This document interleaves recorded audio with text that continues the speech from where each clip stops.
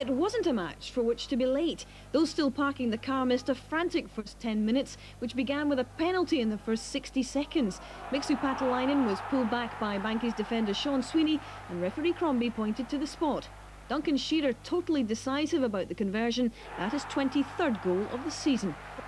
Aberdeen fans may have thought the breakthrough would open the floodgates, but if anything it jolted the Bankies, and in particular John Henry, into action a minute later. The under-21 international completely refreshed after 5 weeks out through injury, but the final shot poked wide.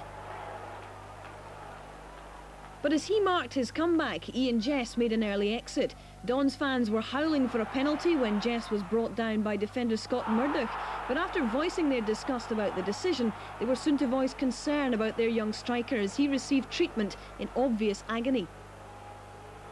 As a stretcher was prepared, temperatures rose on the pitch. Scott Murdoch had his leg pulled by the Dons' Lee Richardson, but it was no joke. Both were yellow-carded.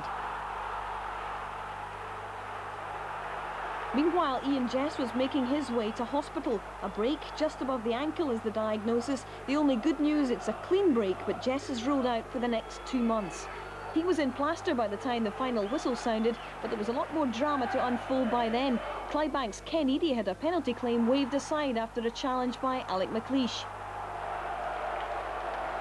The remainder of the first half attacks, though, came from the Dons. Duncan Shearer denied a second goal by the reflexes of Bankies keeper Stephen Woods.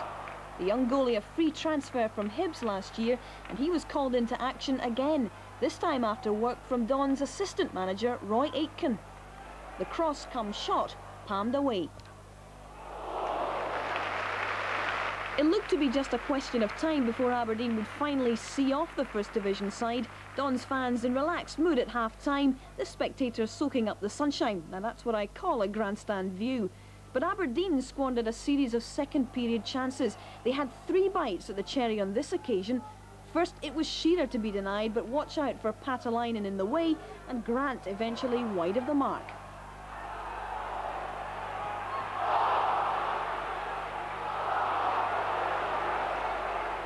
Two minutes later, Roy Aitken was denied again by the Bankies keeper.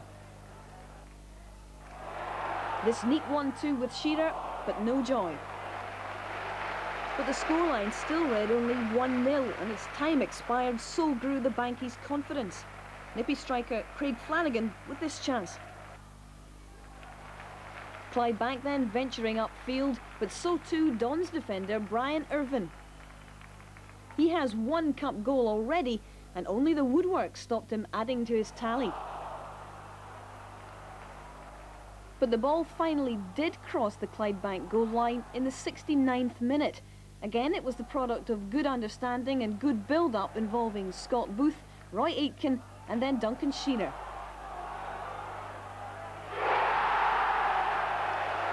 But the big striker's joy was short-lived, the effort deemed offside.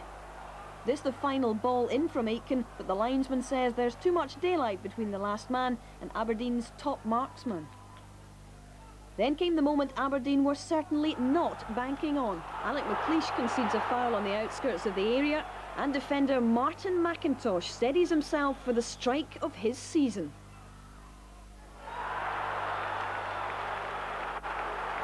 The 25-yarder soars past an incredulous Theo Schnelders and into the roof of the net. Apparently the Bankies fans couldn't believe it either. What began as a cup away day suddenly required a return ticket. In curious symmetry, the last few minutes of the game were as unmissable as the opening period. Scott Booth coming close, bringing out the best in young Stephen Wilson. But with 2 minutes remaining, the Clydebank goalie didn't feature in this chance. It should have won the game.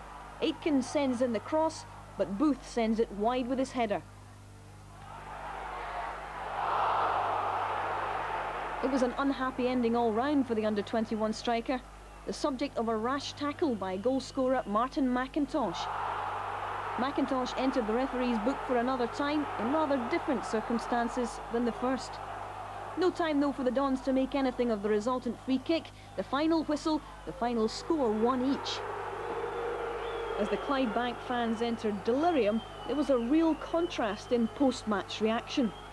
With Jess in plaster and Scott both carried off, Aberdeen were left counting the cost of the game, and Clydebank look forward to counting the pennies from not just this match, but the full house from a replay at Kilbowie. Jim, before the match, Mr. Steedman said, just send the cheque to us, you'll be glad they didn't. He's a fly old codger, isn't he? I think we all realised that if we could play to our potential, we'd be enjoying the game, and I think as it turned out, we deserved our draw. The money thing was a joke, of course, as you know. We're loaded down at Clydebank. Don't need the money. We're delighted, of course. If you look round the stadium, Hazel, as you know, it's a beautiful place, and they're a very big club, and for Clydebank to come up here and hold them to a draw is excellent. The players are delighted. They know that we're a better team at Kilbowie Park, and we'll give them a hard time down there. What about Mr. McIntosh's strike? Superb strike. A classic strike with his left foot straight into the top corner. I can hardly wait to see it. Would you say it was over-physical in some parts? I didn't think it was as physical as the 5 bookings sounded. The booking for the penalty, the 1 or 2 things which happened after that, I think the ref was determined to stamp his authority early in the game, and most of the bookings were in the first 10 minutes.